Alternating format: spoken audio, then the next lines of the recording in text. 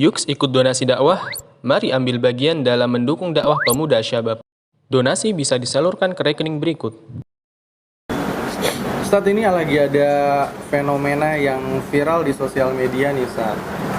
Jadi seorang selebgram, dia followernya banyak Ustaz. Nah, dia tuh lagi bikin program, jadi si followernya ini ngirimin permintaan ke selebgramnya ini Ustaz. Sebanyak-banyaknya dari seluruh followernya. Nanti kemudian secara random dia akan ambil nih permintaan mana yang dia penuhin gitu Ustaz. Entah misalnya minta baju, minta perhiasan atau apalah segala macam. Dia akan penuhin nih, diacak nih Ustaz. Secara random dia akan ambil. Nah, itu hukumnya menurut syariat bagaimana Ustaz? Ya, mungkin bagi selebgramnya mungkin hanya untuk menambah. Nah, begitu sih Ustaz kayaknya. Tapi hanya masalahnya ini di follower yang kemudian akhirnya minta-minta di situ. Nah, Ya. Orang yang meminta-minta, kata Nabi Shallallahu Alaihi Wasallam, kelak di hari kiamat mereka dibangkitkan dengan wajah tanpa daging di wajah mereka, karena memang itu menunjukkan kehinaan, kerendahan seseorang dia meminta-minta kepada orang. Artinya seseorang ketika dia meminta-minta berkurang rasa malunya. Makanya kata Nabi Shallallahu Alaihi Wasallam, al-yadul a'la, bahwa tangan yang di atas itu lebih baik daripada minal yadis sufla, daripada tangan yang ada di bawah, kata Nabi Shallallahu Alaihi Wasallam. Ya. Seseorang hendaknya menjaga wibawa, menjaga kemuliaan dengan tidak meminta-minta. Memang di dalam Al-Quran sendiri disebutkan ada orang yang meminta-minta, dan di antara sifat seorang mukmin itu adalah ketika dia berinfak, memberikan hartanya kepada orang yang meminta dan orang yang kekurangan tapi tidak mau meminta. Ini menunjukkan memang orang yang meminta-minta itu memang ada. Dan itu konsekuensi mereka. Ketika mereka meminta-minta, itu menunjukkan kurangnya harga diri, kemudian sedikitnya rasa malu di dalam diri mereka, sehingga nanti kelak mereka akan dibangkitkan oleh Allah dengan wajah yang tidak ada daging, tanpa daging, kata Nabi SAW. Ini harus kita hindari, harus kita hindari meminta-minta seperti itu.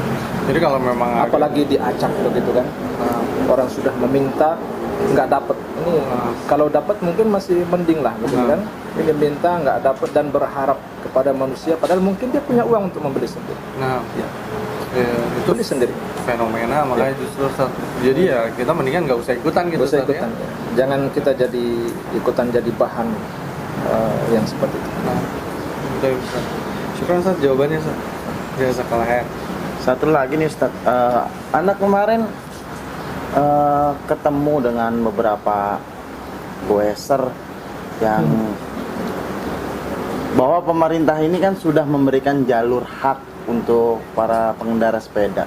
Tapi saya ini waktu itu berada di posisi ya jalan raya yang umum, tetapi para goeser ini berkomplotan iring-iringan melebar jalurnya. Bagaimana itu hukumnya Ustaz? Oh, sampai ke tengah jalan Sampai tuh, ke tengah jalan iring-iringan mereka. kadang-kadang menyusahkan Kadang kita gitu. sudah klakson nih kan, udah klakson tintin, malah galakan mereka ya kan. Nah, itu Ustaz. Gimana itu Ustaz? Ya. Jalan ini kan ada macam-macam ya. Nah, Ada yang sudah dibuatin jalur, ada yang nggak dibuatin jalur begitu kan. Mungkin kalau yang di jalan yang ada jalurnya, ya kita sesuai dengan aturan lah begitu kan. Karena mungkin pesepeda yang pakai sepeda motor ataupun kendaraan roda 4 juga menyesuaikan diri mereka dengan ada jalur, tanda-tanda di jalur di tengah, di pinggir jalan raya. Tapi kalau jalan itu ternyata nggak ada tandanya, yang bersepeda harus tahu diri lah. Kita tetap menyesuaikan, meminggir begitu kan. Jangan sampai kita mengambil hak orang lain gitu kan. Atau setidaknya kita membuat sempit ruang orang lain gitu. Artinya dengan cara yang sebenarnya masih bisa, kalau artinya kita bersepeda masih bisa nih, nggak membuat orang jadi sempit begitu kan. Tetapi kenapa kita harus menyempitkan dengan agak ke tengah sehingga membuat orang jadi susah begitu? Kata Nabi SAW, man yushaqiqin nasa yusqiqhullahu yawmal qiyamah. Orang yang menyusahkan, menyulitkan orang lain, Allah akan persulit dia di hari kiamat. Sekarang dia goes, banyak kendaraan roda 4. Berapa kendaraan roda 4 yang merasa sulit gara-gara dia? Atau pesepeda motor yang merasa sulit gara-gara dia kekurangan ruang gerak begitu kan. Ini tentunya akan menjadi pertanyaan pertanggungjawaban di hari kiamat. Ya, berapa banyak orang yang disusahkan di pinggir jalan karena dia tidak bisa memposisikan dirinya ketika dia bersepeda.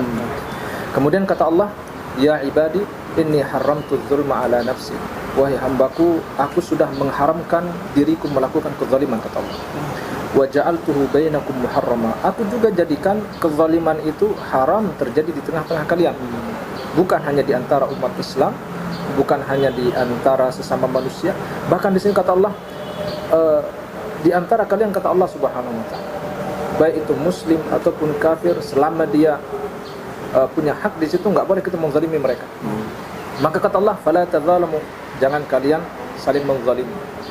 Jangankan manusia dengan manusia gitu kan. Manusia dengan hewan pun ketika kita berlaku zalim akan ada hisabnya di hari kiamat, dan itu menyulitkan di hari kiamat. Wallahu a'lam. Ini jadi pengingat ya. Jadi pengingat buat kita semuanya. Kadang kita juga sering berkendara naik sepeda, ya itu statusnya balik lagi ya. Kita harus tahu diri juga berarti. Harus memposisikan diri lah. Apalagi sekarang juga kendaraan-kendaraan itu sudah mulai sadar. Mereka tahu bahwa sekarang sudah mulai banyak goeser-goeser. Mereka mulai memposisikan diri juga, nggak terlalu ke samping dan memberikan ruang. Ya mungkin dulu kurang ngasih ruang, sekarang mereka udah ngasih ruang. Artinya semuanya saling memaksud.